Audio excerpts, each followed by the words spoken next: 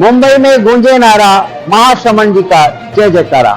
श्री महाश्रमण जी 52,000 kilometre की यात्रा करते हुए मुंबई में चातुर्मास हेतु पहुंचे हैं। गुरुदेव का आगमन मुंबई वासियों के लिए वाकई परम सौभाग्य की बात है। हाँ वीर तुम्हारे चरणों में श्रद्धा के कुसुम चढ़ाए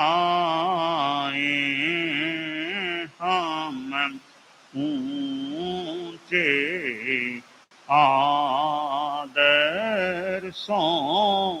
को अपना जीवन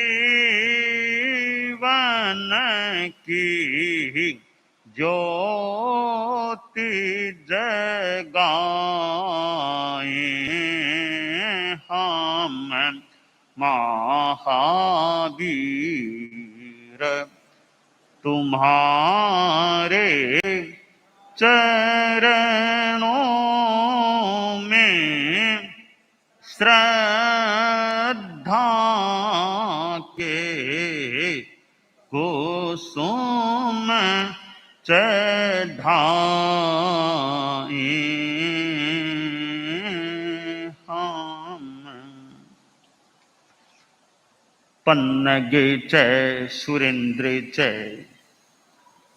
कौशिके पाद संस्पृशि निर्विशेष मनस्काय श्री वीरस्वामिने नमः। भगवती सूत्र में कहा गया है, भन्तेति भगवं गोयमे समणं भगवं महावीरं वंदई नमंसई वंदिता नमंसिता एवं वयासी प्रभूणं बंते इसी भद्रपुत्ते समणो वासए देवानुप्रियाणम अंतियम मुंडे भवित्ता अगारावो अनगारियम पब्ब इत्तय नो युनट्ठे समट्ठे गोयमा इसी भद्रपुत्ते समनो वासये बहुहिम शीलव्वय गुण वेर मन पच्चखान पोष होव वासेहिम अहा परिगहि एहिम तवो कम्मेहिम अप्पाणं भावे माणे बहु इंग वासाइम समनो वासग पर्यागम पावुनिहिति पावुनित्ता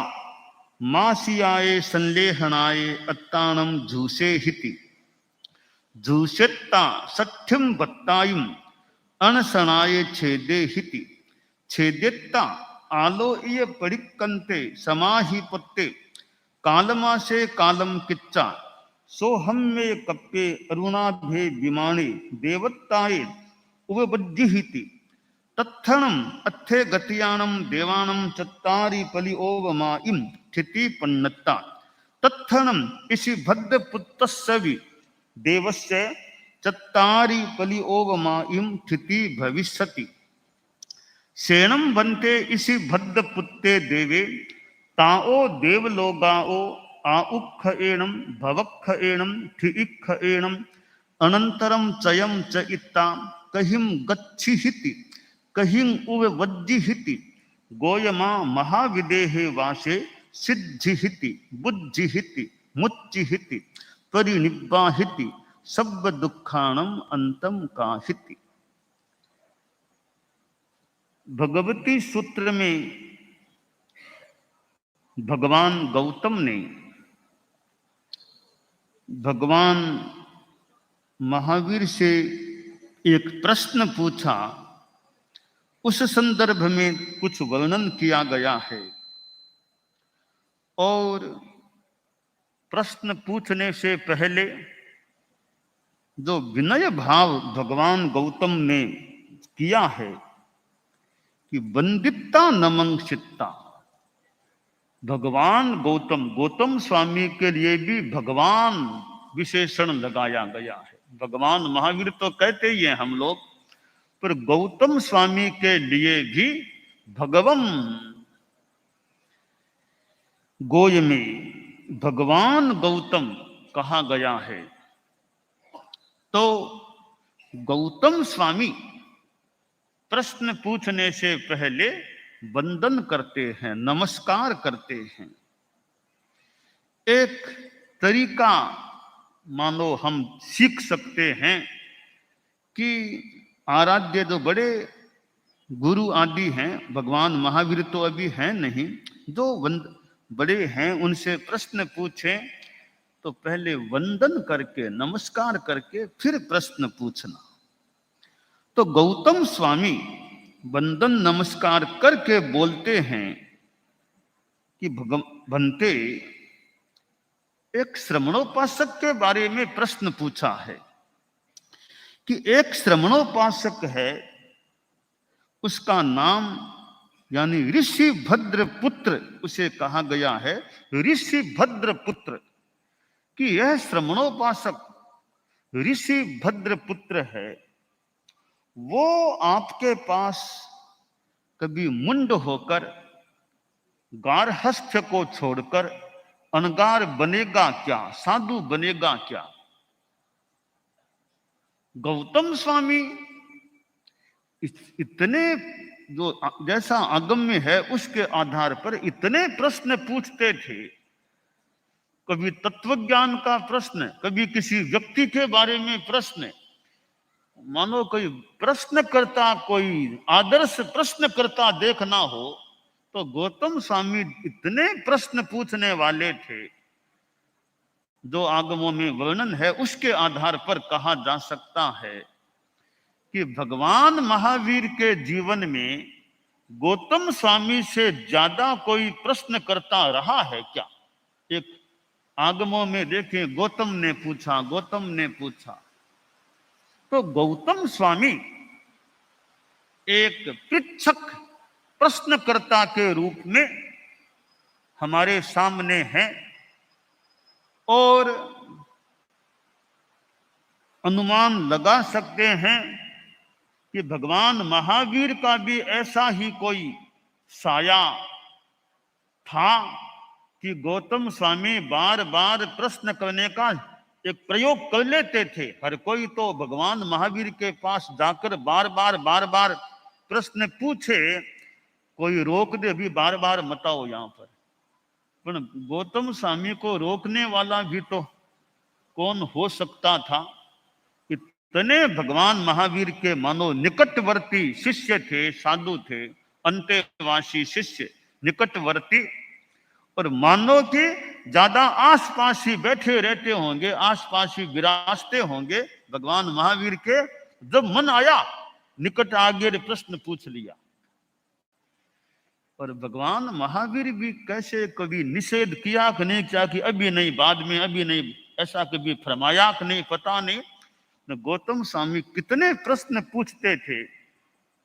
एक आदमी के बारे में प्रश्न पूछ लिया कि वह श्रमणोपासक है यानी श्रावक है और वो आपके पास दीक्षा लेगा क्या?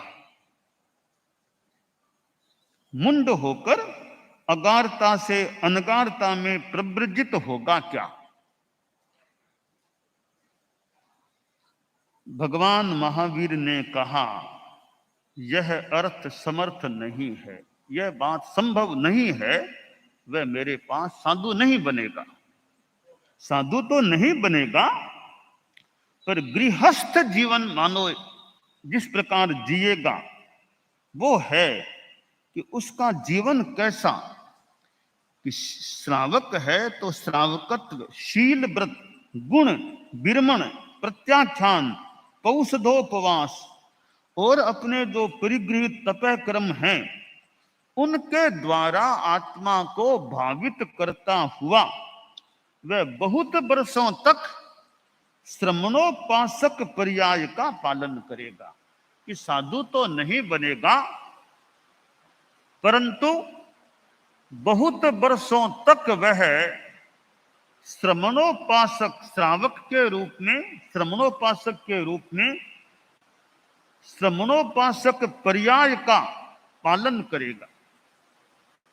यह बहुत वर्षों तक श्रमणोपासक के रूप में रहना भी अपने आप में एक अच्छी बात है।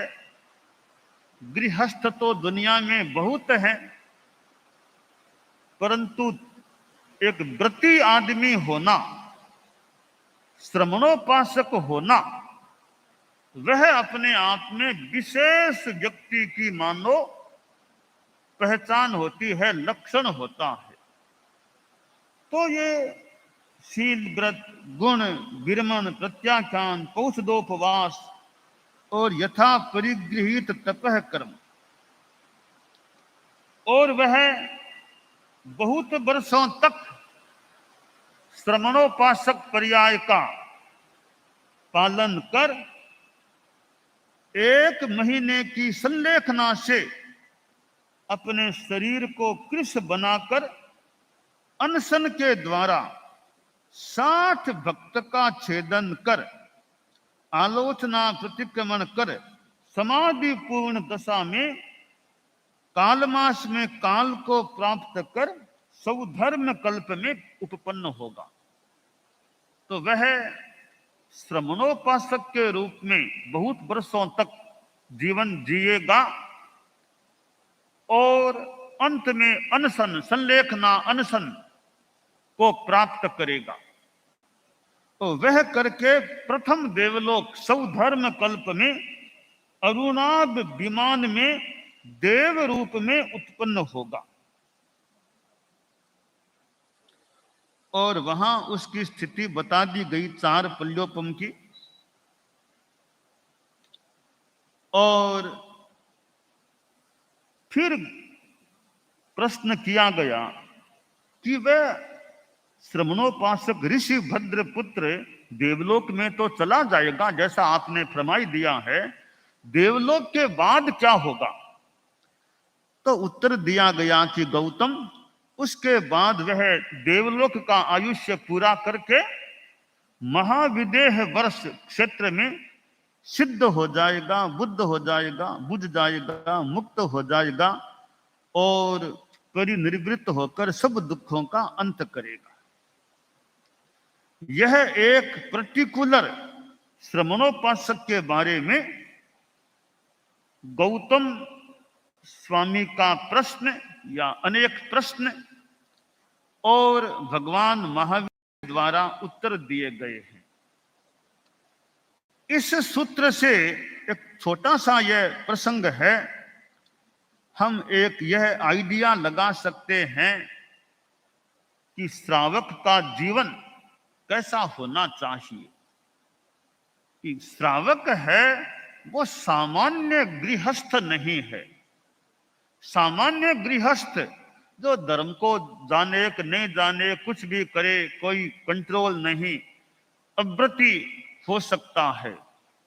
परंतु श्रमणोपासक है तो 2 शब्द हैं, श्रमण उपासक, कि वह श्रमणों का, साधुओं का उपासक है। साधुओं के आसपास उठ बैठ करने वाला, रहने वाला, यानी उसकी संगति भी कितनी बढ़िया होती है कि साधुओं की संगति, सत्संगत की बात आती है कि सत्संगत करो, सत्संग करो। यह सत्संग जिसमें साधु सन्यासियों का संग होता है, साधु सन्यासियों के पास बैठने का, बातचीत करने का अवसर मिलता है, प्रवचन सुनने का मौका मिलता है, तो यह कुछ देर का सत्संग भी एक कल्याण में सहायक बन सकता है। क्योंकि संगति किसकी हो रही है, संगति का भी प्रभाव पड़ सकता है जीवन पर। एक आदमी अच्छे लोगों के आसपास उनके साथ रहता है तो उसके मनोभाव अच्छे बन सकते हैं। क्योंकि अच्छे लोग हैं, अच्छी बात कान में पड़ेगी, अच्छों को देखेगा तो आंखों में भी मानो अच्छी चीज आ रही है। अच्छी बात सुनेगा तो कानों में भी अच्छी बात आ रही है, और वह आंख और कान से गृहीत अच्छी सामग्री भावात्मक जगत में जा रही है। तो भाव जगत का भी परिमार्जन हो सकता है, शुद्धिकरण हो सकता है, और एक अच्छा भीतर में विकास हो सकता है।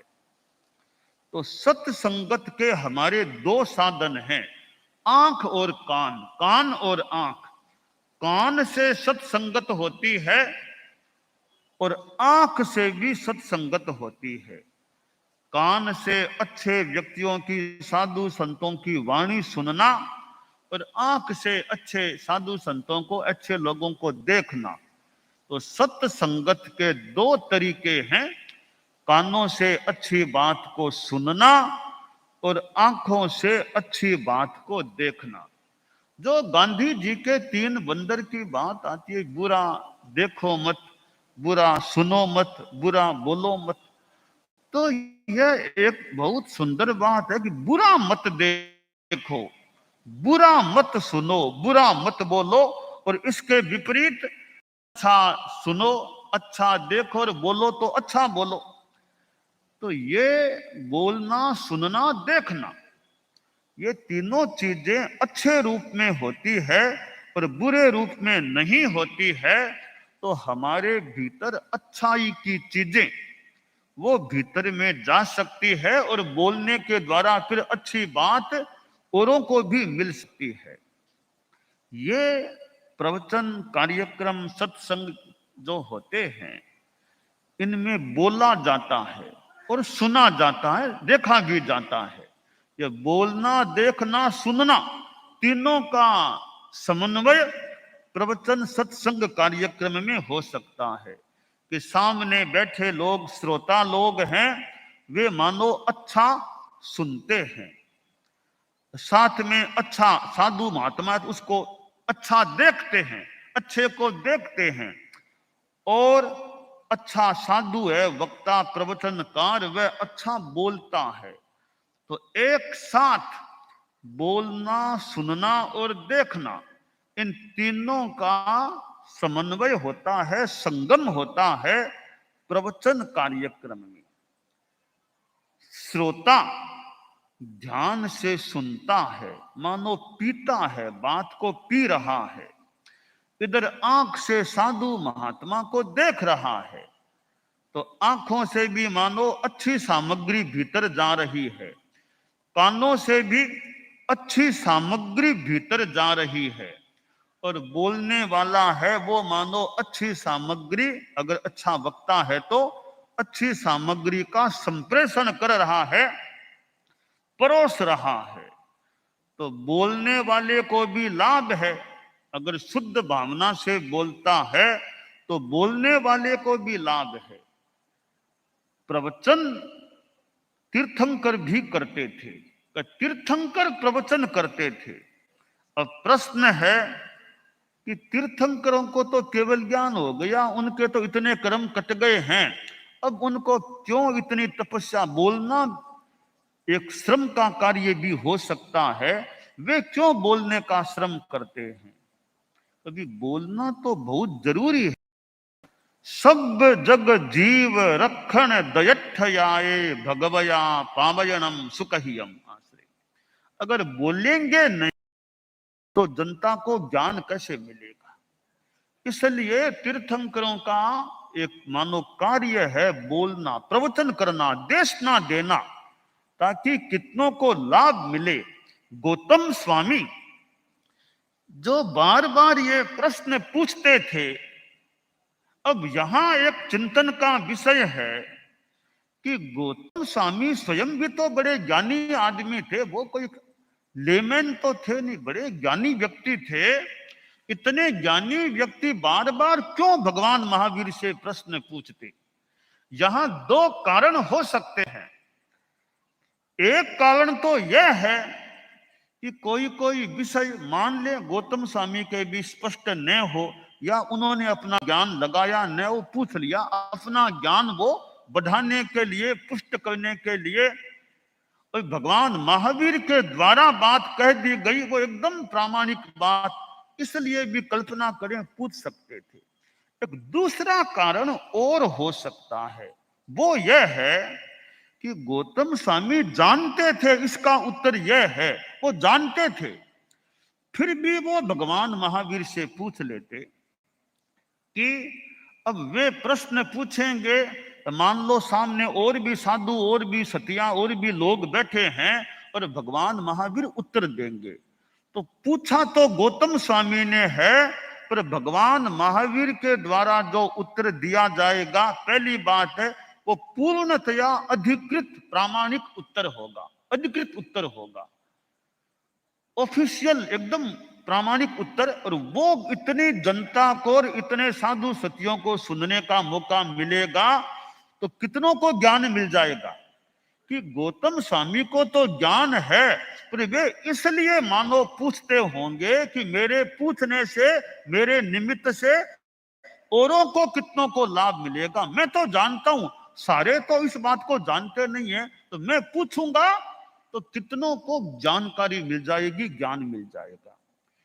और हम कल्पना करें गौतम स्वामी ने पूछे और भगवान महावीर ने उत्तर दिए, ये आगम है, तो आज हजार हजार वर्षों के बाद भी हमें ज्ञान मिल रहा है।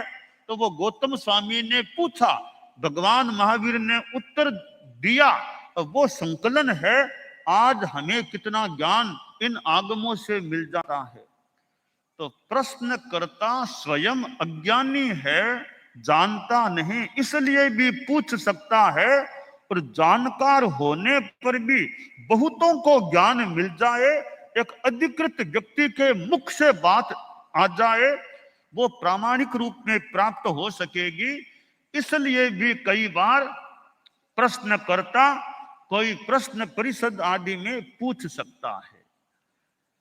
परम पूज्य आचार्य तुलसी, परम पूज्य आचार्य महाप्रज्ञ जी विराजते थे, और कभी कभी प्रेक्षा ध्यान शिविर में और में ऐसे प्रश्न भी होते थे, और उनके उत्तर भी दिए जाते थे।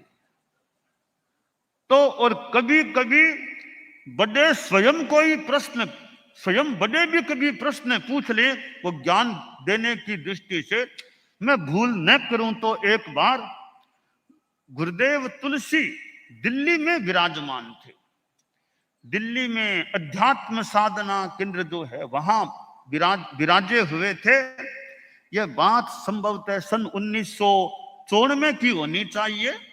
तो वहां विराजे हुए थे, और महाप्रज्ञ जी जो एक आचार्य रूप में घोषित हो चुके थे, संभवतः वे भी पास में थे। हम चारित्रात्माएं यूं गुरुदेव के आसपास बैठे थे, कोई गोष्ठी जैसा भी कुछ था, चारित्रात्माएं उपस्थित थे, सभा जुड़ी हुई थी। तो एक प्रश्न बड़ों की ओर से रखा गया। मैं यत्किंचित बोलने में, भाव में, भाषा में अंतर हो तो हो सकता है, बाकी मोटा मोटी बात यह है। प्रश्न यह पूछा गया कि उत्तरवर्ती आचार्य का क्या कर्तव्य होता है, उत्तरवर्ती आचार्य का क्या कर्तव्य होता है। तो हम लोग गुरुदेव के पास बैठे थे, तो मैं उत्तर देने वालों में एक, मैं भी उत्तर देने वालों में था। तो बात बात में गुरुदेव तुलसी ने वो प्रश्न पूछा गया, मैं उत्तर से देने वाला था, थोड़ा खड़ा हुआ होगा, तो गुरुदेव तुलसी के मुख से निकला, कोई उत्तरवर्ती आचार्य उत्तर दे, कोई उत्तरवर्ती आचार्य उत्तर दे। तो मैं बैठ गया, मैं तो बैठ गया, मैं क्यों खड़ा हूं, उत्तरवर्ती कौन है, मैं तो बैठ गया नीचे। तो बाद में वापिस इंगित का नहीं, खड़े हो जाओ, तुम बोलो बोलो तुम बोलो, तो गुज का तुम बोलो, उत्तर दो।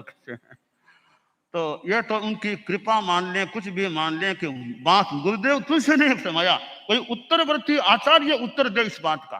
मैं फिर बोलने से रुक गया, मैं नहीं बोलना चाहता था। तो कहा नहीं खड़े हो जाओ, बोलो बोलो बोलो। घटना याद आ रही है, मैंने अपने ढंग से उत्तर दिया।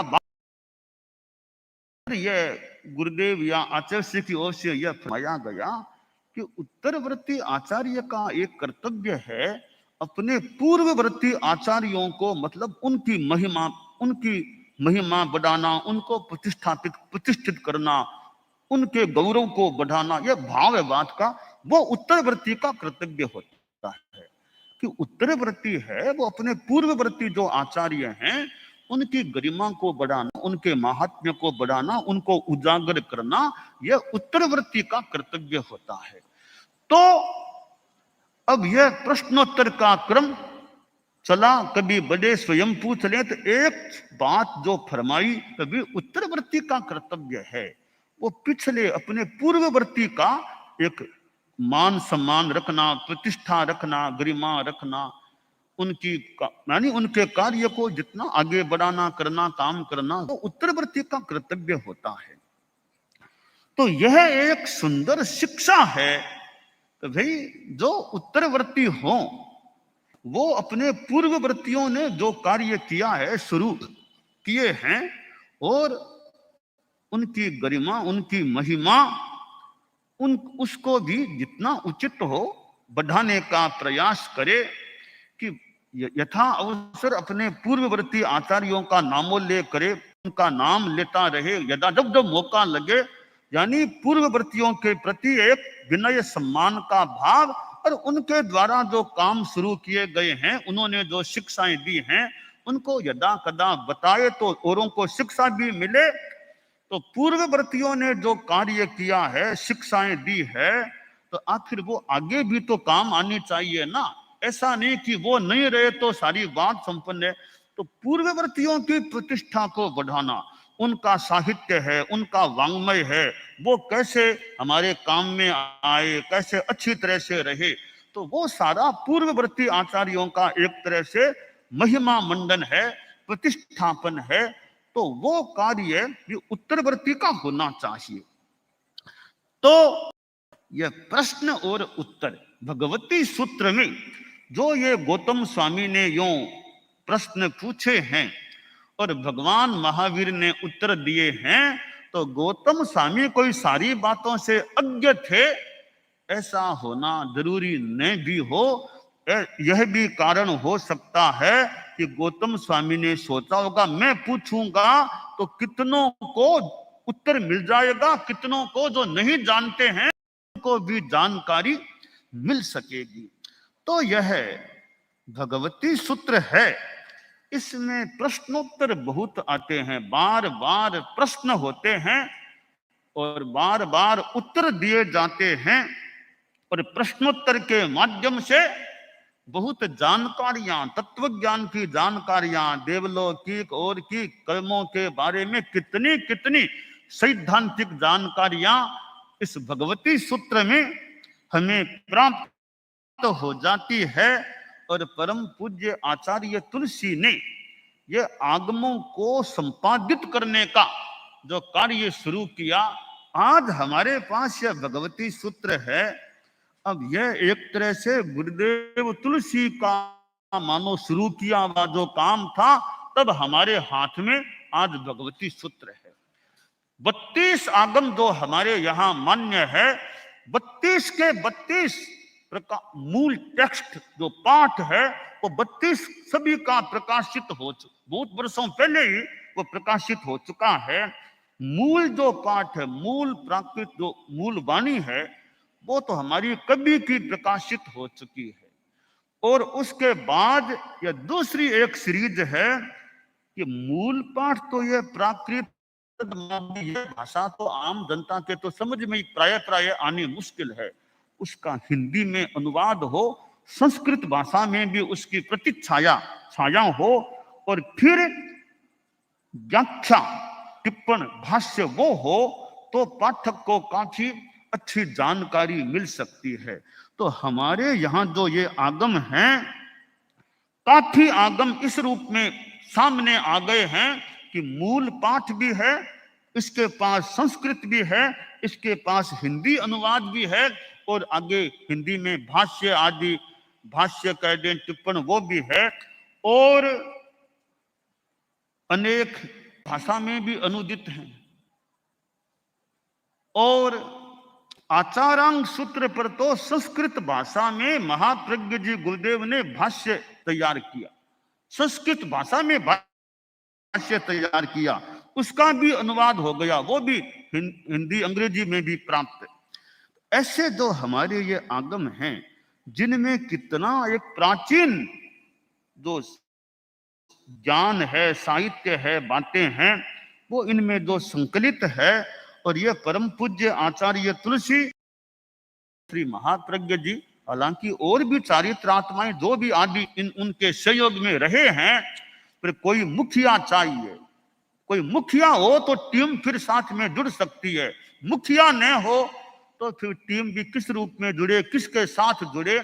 तो आचार्य तुलसी और आचार्य महाप्रज्ञ जी, गुरुदेव तुलसी ने अपने जीवन काल में यह एक बड़ा महत्वपूर्ण कार्य हाथ में लिया, शुरू किया, और उनको एक परम महान सहायक महाप्रज्ञ जी जैसे व्यक्तित्व मिल गए। पहले मुनि नथमल जी टमकोर के नाम से वे मिल गए, और भी कितने संतों का, साधियों का, और कितनों का सहयोग मिला।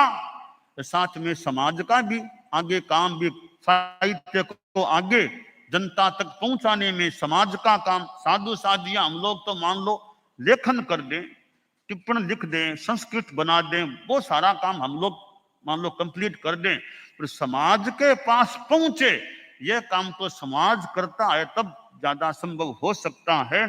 तो जैन विश्व भारती द्वारा फिर ये पहले तो थोड़ा महासभा ने यह काम शुरू किया था, शुरू में पहले संभवतः महासभा ने आगमों के प्रकाशन का काम, बाद में जैन विश्व भारती इस काम को, वो जैसे व्यवस्था बैठी होगी महासभा के पास था, फिर वो जैन विश्व भारती में स्थानांतरित कर दिया गया होगा। तो मुझे याद है कि जैसे फूल में सुगंध है, पर फूल बहुत हैं, पर हवा नहीं चलेगी तो सुगंध फैलेगी कैसे। तो समाज की संस्थाएं हैं, वो मानो हवा का रूप धारण करके इस ज्ञान की सुगंध को प्रसारित करने का फिर काम करती है।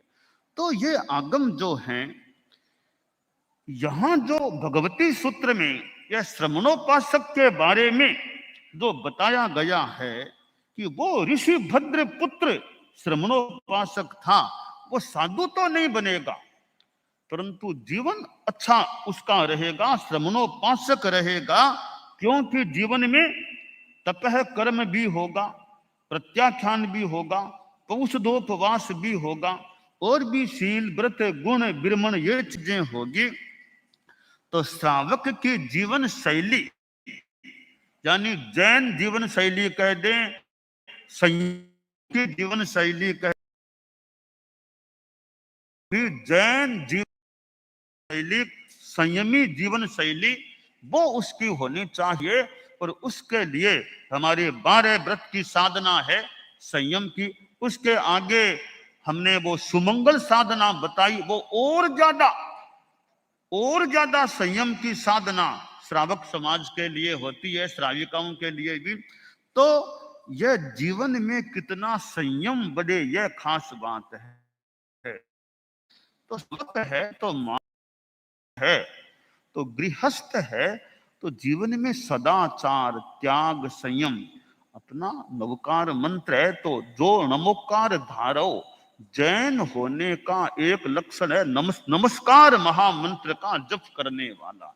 और जिस धर्म को आदमी मानता है, जिस धर्म का अनुयायी है, उसका जो नियम, जो उपासना, जो पद्धति है, उसको भी समझना, जानना, करना, वो एक बात होती है। तो जैन धर्म में यह नवकार मंत्र का जप, छोटे छोटे बच्चे, हमारी ज्ञानशालाएं चलती हैं, तो बच्चों को एक बहुत अच्छा एक उपक्रम है संस्कार देने का, ज्ञान देने का, कि आज कितने कितने छोटे छोटे बच्चे हैं, उनको पूछो लोगस से, हाँ ज्ञानशाला में गए थे, ज्ञानशाला में जाते हैं, तो वो उनको 25 बोल का कोई बोल, कभी कोई भक्तामर, कभी कोई लोगस का पाठ, क्योंकि ज्ञानशाला में जाते हैं, छोटी छोटी चीजें हैं, वंदना करो तो बच्चे खुदों से अच्छी तरह अपनी वंदना कर लेते हैं। ये संस्कार कहाँ से आए? लगता है वो ज्ञानशाला में जाते हैं, उनको ट्रेनिंग मिलती है, संस्कार मिलते हैं, विधि बताई जाती है, तो छोटे छोटे बच्चे एक साथ अपनी तिखुतों से वंदना कर लेते हैं। और भी कभी कोई भक्तामर का पाठ, कोई 25 बोल, ऐसी चीजें भी बच्चों को याद भी कईयों दान है कि बाल पीढ़ी में अच्छे संस्कार आ रहे हैं। यह बहुत ही महत्वपूर्ण कार्य है कि बाल पीढ़ी को इस प्रकार ये संस्कार दिए जाते हैं। यह संस्कार निर्माण शिविर है, जगह जगह शिविर लगते हैं, अच्छे साधन हैं संस्कार निर्माण के, इस पीढ़ी को, बाल पीढ़ी को धर्म से जोड़ने के, अच्छे संस्कार देने के। वरना आज बच्चे हैं, किशोर हैं, वो कहाँ कहाँ पढ़ने जाते हैं, कहाँ विदेश जाते हैं, कहाँ रहते हैं, उनके संस्कार कैसे क्या हैं। ये ज्ञानशाला है, किशोर मंडल है, कन्या मंडल है, ये जो कई चीजें हैं, ये एक नई पीढ़ी में अच्छे संस्कार देने का क्रम है। ये छोटे छोटे जो समाज में उपक्रम चल रहे हैं, अब ये किशोर मंडल, ये किशोर नई अवस्था, इतना जीवन में उमंग, काम करने का, पढ़ने का, इधर उधर जाने का, ऐसी अवस्था में धर्म के संस्कार मिलते हैं, एक संयम की बात जानने को मिलती है, तो हो सकता है अनेक बुराइयों से वे बच के रह जाएं। तो ये गुरुदेव तुलसी के समय अनेक उपक्रम शुरू हुए हैं, वो मानव समाज के लिए वरदान है कि कैसे समाज को सही दिशा मिले, कैसे हमारी नई पीढ़ी अच्छे रास्ते पर चले। तो अब ये उपासक श्रेणी है, बहुत उपयोगी है।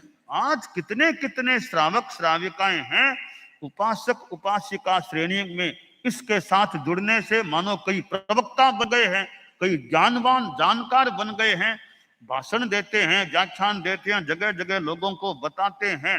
तो कितना बड़ा कार्य हो रहा है कि उपासक श्रेणी के सदस्य इस प्रकार तैयार होते हैं और वे दूसरों को भी बताने का, समझाने का या व्याख्यान आदि देने का प्रयास करते हैं, कितनों को धर्म की साधना कराने में अपना सहयोग देते हैं। तो भगवती सूत्र में जो यह बताया गया है, यह ऋषि भद्र पुत्र जो श्रमणोपासक रहा है, वो जीवन कैसा जिएगा, जिस जीवन में त्याग होगा, तप होगा, यानी प्रत्याख्यान होगा, पौषध करने वाला होगा।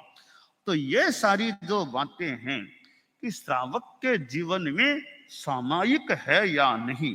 मैं देखता हूं शनिवार को कितने लोग 7 से 8 वाले समय में सामायिक, अपने आप में ऑटोमेटिक सा मान लो, कोई विशेष सूचना भी कोई नहीं दी हो, अपने आप पास इकट्ठा हो जाते हैं, सामायिक ले लेते हैं। अब यह संस्कार जो है बहुत अच्छा है कि परिवार के लोग मिलकर, परिवार में, एक ऑफिस में, एक धर्मस्थान में, जहां भी हो, कि शनिवार है 7 से 8 के बीच हम सामायिक का अभ्यास करें। और तो क्या, मान लो आपके परिवार में शादी शनिवार को ही होने वाली है, शादी का वो दिन मुहूर्त शनिवार को है, तब शनिवार को भी सामायिक का टाइम भी 7 से 8 के बीच में है, तो भी यह देख लें भी शादी का समय है कौन सा। अगर 7 से बहुत पहले है या 8 के बहुत बाद है, तो प्रयास करें कि 7 से 8 के बीच में हमारा सामायिक का काम हो जाए। इतने मेहमान लोग आए हैं भाई कि आप भी 7 से 8 के बीच में सामायिक कर लो, और काम तो हमारा जैसा आगे पीछे टाइम है तो यह तुम सामायिक में बिता लें। तो शादी जिनकी होनी है और वो भी सामायिक में बैठ जाए, अगर कि आज तो सामायिक कर लो बस, तो शादी थोड़ी बाद में होने वाली है, शादी से पहले सामायिक कर लें। बड़ी शुभ बात है कि शादी से पहले सामायिक की, बाद में वो कार्य संपन्न हुआ है।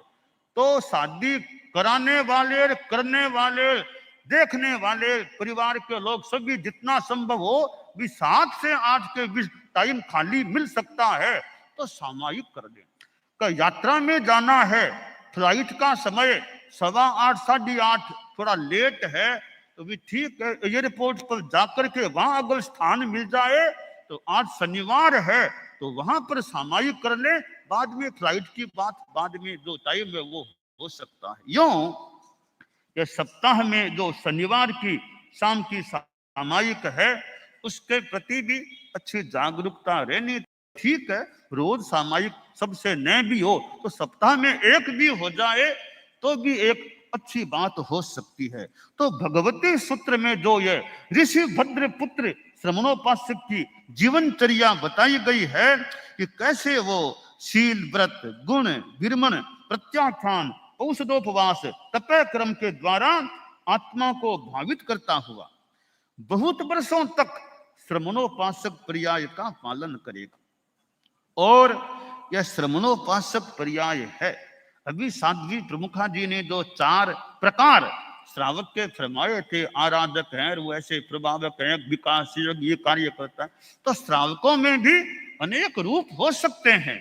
वो अपनी अपनी योग्यता और स्वास्थ्य की स्थिति उम्र के हिसाब से हो सकते हैं।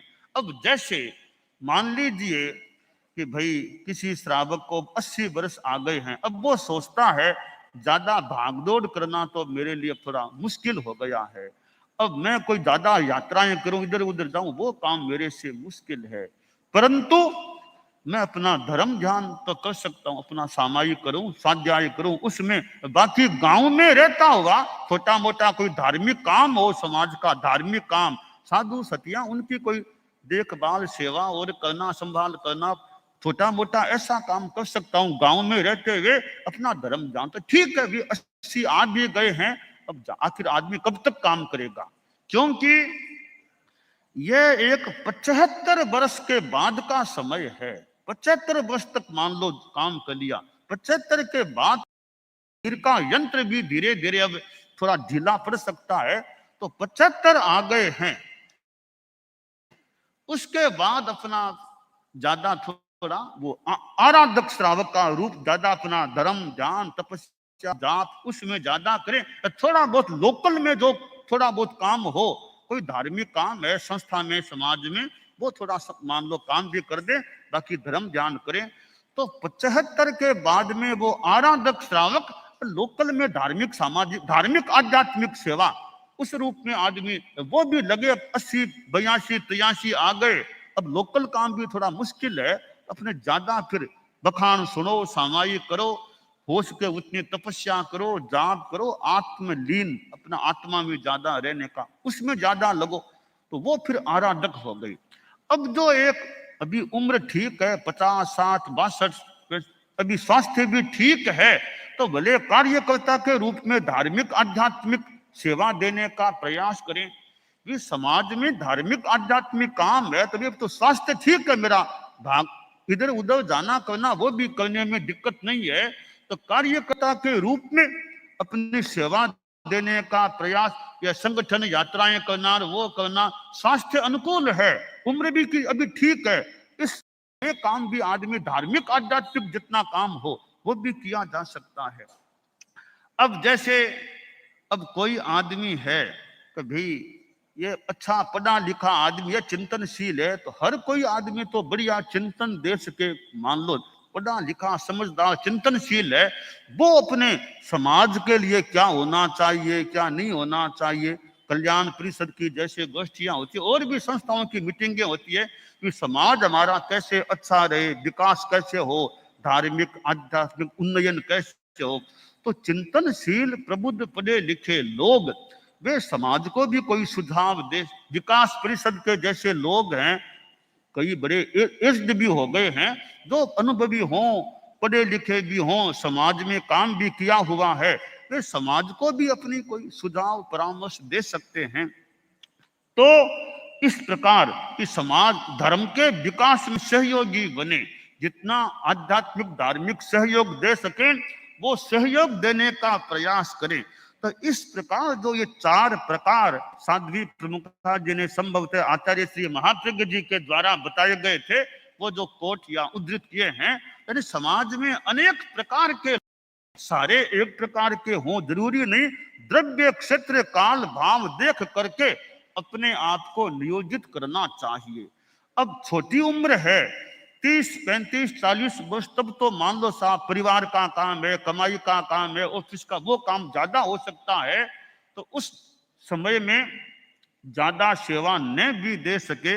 अब युवक हैं, अब उनके हालांकि और भी काम हो सकते हैं, फिर भी अपना समय निकाल, कितने युवक अवस्था के कार्यकर्ता हैं, मौके पर ड्यूटी देना, आना, भाग लेना, भले उनकी ऑफिस भी होगी, उसको थोड़ा गौण करके दूसरों के भरोसे छोड़ के, और आजकल कुछ काम दूर से हो जाते हैं, ऑफिस का कुछ काम तो दूर बैठे हो जाता है, यह भी सुविधा है, फिर भी अपने कार्यों को छोड़ करके युवा अवस्था के भी हमारे श्रावक श्राविकाएं हैं, कितने अपना मौका भी हो ड्यूटी देना, सेवा करना, काम करना, तो अपनी उम्र को देख करके, अपने स्वास्थ्य को देखते हुए, द्रव्य क्षेत्र काल भाव को देखते हुए कि मैं कौन सी सेवा दूं, मैं किस रूप में धार्मिक आध्यात्मिक सेवा दूं, उस रूप में अपने आप को नियोजित किया जा सकता है।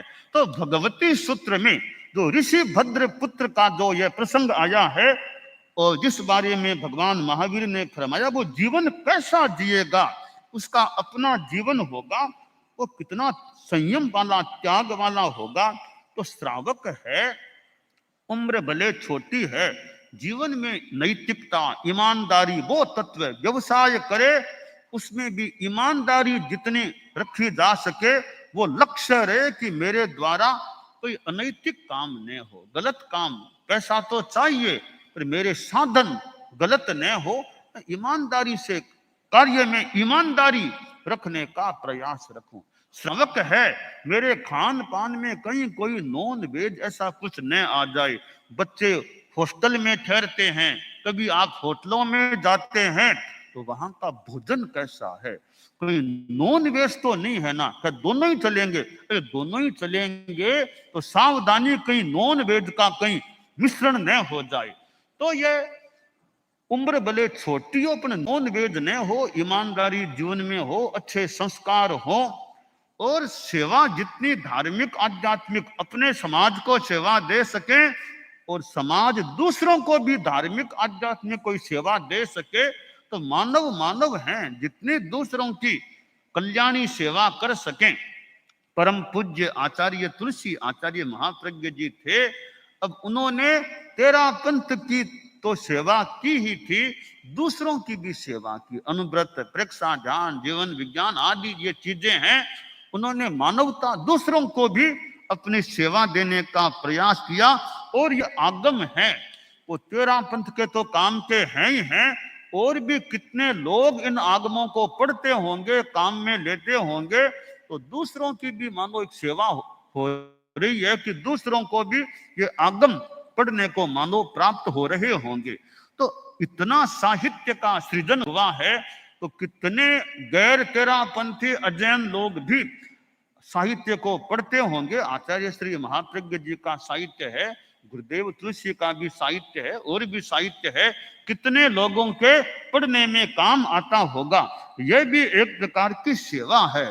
तो भगवती सूत्र में जो कहा गया है, ऋषि भद्र पुत्र श्रमणोपासक अनशन करेगा, कि श्रावक यह सोचे अब जीवन जिया है, जी रहा हूं, अब लगता है अब शरीर ज्यादा दिखने वाला नहीं है, अब यह उत्तर देने के निकट आ रहा है, तो शरीर उत्तर दे उससे पहले मैं उत्तर दे दूं इसको, शरीर मुझे उत्तर दे इससे पहले मैं उत्तर दे दूं, मैं अपनी तपस्या साधना में लगूं, और समाधि पूर्ण अवस्था में इस शरीर से आत्मा का निष्क्रमण हो, तो वह भी साधना मुझे करनी है। इसलिए श्रमणोपासक है वो ये भी लक्ष्य रखे, भी जब कभी मौका आ जाए लगे, अब जैसे अब किसी के असाध्य बीमारी मान लो लग गई, किसी के क्यों लगे, लग गई है मान लो, लेकिन अब शरीर डॉक्टरों ने भी कह दिया अब कोई ज्यादा कोई है नहीं आशा, सोचे कि जितना मैं धर्म में तपस्या में लगूं, डॉक्टरों के हॉस्पिटल में ज्यादा न रहना पड़े, अब अपने बस धर्म में अपना समय बीते, तो बाकी तो हाथ की बात नहीं है। अंतिम समय हॉस्पिटल में न आए, अंतिम समय बस अपने धर्म के रूप में आए। हॉस्पिटल में तो कौन कितना धर्म का कराए, अपने घर में हो तो लोग कोई धर्म भी सुना दे कर दे। साध्वी प्रमुखा कनक प्रभा जी थी तो अस्वस्थ हो गई थी, यही निर्णय किया इनको अपने धर्म का दादा कराएं।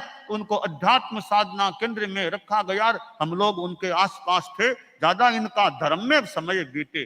तो जीवन में ऐसी स्थिति दुर्भाग्य से आ जाए कि अब वो ज्यादा कोई नहीं है जीवन की, डॉक्टरों ने जवाब भी दे दिया है, फिर तो और ज्यादा अपने तपस्या में संलेखना और का ध्यान देना चाहिए। अब मेरा अंतिम सार निकाल लूं, इस शरीर का सार निकाल लूं, अपने आत्मा का कल्याण करने में इस शरीर का उपयोग करूं। तो भगवती सूत्र में जो यह ऋषि भद्र पुत्र की बात आई है कि उसने 60 भक्त का छेदन कर लगभग मान लो 1 महीने का यह अनशन जो भी करके और आयुष्य को पूरा किया। जीवन जीने की जीवन शैली है तो मरने की भी शैली। मरना किस तरीके से, रोते रोते नहीं, डॉक्टरों के घेरे में नहीं, बाकी तो हाथ की बात नहीं है कब क्या हो जाए, अच्छा हॉस्पिटल में नहीं, बस धर्म के माहौल में अंतिम श्वास आए, अनशन के रूप अवस्था में, अनशन के काल में आए और समाधि रूप में रहते रहते बिना कोई हाय तो वहां शांति समता भाव की स्थिति, प्राण छूटे और यह विनश्वर देह छूटे। तो ऋषि भद्र पुत्र ने अनशन किया, यानी अंतिम समय भी उसका कितना धार्मिकता के रूप में, और वहां से फिर वह देवगति में गया है। और देखिए श्रमणोपासक था, साधु नहीं बना था, फिर भी देवलोक में जाकर के वापिस मनुष्य गति में आता है और महाविद्य में सिद्धत्व को भी फिर वहां से सिद्ध गति को प्राप्त कर लेते। इसका मतलब है कि श्रावक भी कितना कल्याण कर सकता है। एक श्रावक भी श्रावकत्व को पाल करके एक जन्म अगले में देवगति में, फिर अगले में मनुष्य बनकर के मोक्ष में चला जाए तो कितनी बड़ी अच्छी सफलता है कि श्रावक ने भी मोक्ष को प्राप्त कर लिया। तो भगवती सूत्र में यह ऋषि भद्र पुत्र का एक जीवन का क्रम बताया गया है। वो श्रावक समाज के लिए एक मानो आदर्श है, एक अनुसरणीय अनुकरणीय है कि श्रावक जीवन जिए तो भी कितना हम कैसे त्याग संयम का जीवन जिए, और जब लगे अंतिम समय आ गया निकट तो फिर अपनी आत्मा का अनशन संलेखना के द्वारा भी उद्धार करने का प्रयास करें। तो साधुपना आ जाए यह तो बहुत ही बढ़िया बात है, सबको साधुपना आना तो एक मुश्किल बात है, हर श्रावक को साधुपना आना मुश्किल बात है। फिर भी अपना गृहस्थ जीवन में रहते हुए आज तो इतने और सुविधाएं हैं कि भाई मान लो घर में नहीं तो आज इतने स्थान हैं समाज में, जैन विश्व भारती में अपना एक स्थान है, और भी जगह जगह कितनी संस्थाएं हैं जहाँ स्थान है रहने के भी मान लो सुविधाएं मिलती हो।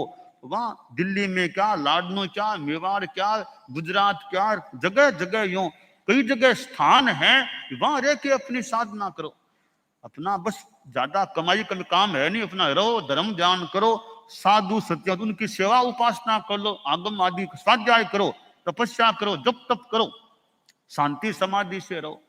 तो ऐसे चित्त समाधि केंद्र कि जहाँ चित्त समाधि के साथ रहें, धर्म ध्यान करें, हो सके उतना धार्मिक आध्यात्मिक सेवा दे सकें तो वो दें, बाकी चित्त समाधि में रहना हो जाए। तो यह चित्त समाधि केंद्र की जो बात है कि जो श्रावक श्राविकाएं अब थोड़ा साधना में जीवन बिताना चाहते हैं, साधुपना दीक्षा उनको आ नहीं पा रही है, वो अपना एक साधना साधक का जीवन जिए, घर से थोड़ा मुक्त होकर के ऐसे धर्म के माहौल में रहें जहां एक धर्म का अच्छा अनुकूल वातावरण मिल जाए और जहां बात अच्छी स्वास्थ्य संबंधी भी अनुकूलताएं हो, परिसर भी अच्छा हो, ऐसे स्थानों में रह करके वे धर्म की साधना करें, हो सके उतना अपना धार्मिक आध्यात्मिक सेवा देने का भी रुझान रखें। तो एक उनके जीवन के लिए वो अच्छी बात हो सकती है। तो भगवती सूत्र में जो ये ऋषि भद्र पुत्र श्रमणोपासक की बात आई है कि कैसी उनकी जीवन शैली रही है, तो व्यापार धंधा भी करना हो उसमें अपने रहे और अपना शांतिमय सेवा की भावना, आध्यात्मिक धार्मिक सेवा करने का रुझान हो, तो ऐसा भाव। और श्रावक श्राविकाएं जिनको चारित्रात्माओं का भी मौका मिलता है वो चारित्रात्माओं की भी धार्मिक आध्यात्मिक सेवा का प्रयास करें, क्योंकि श्रावक श्राविकाएं हैं वे चारित्रात्माओं की भी सेवा का लाभ लेने वाले हो सकते हैं।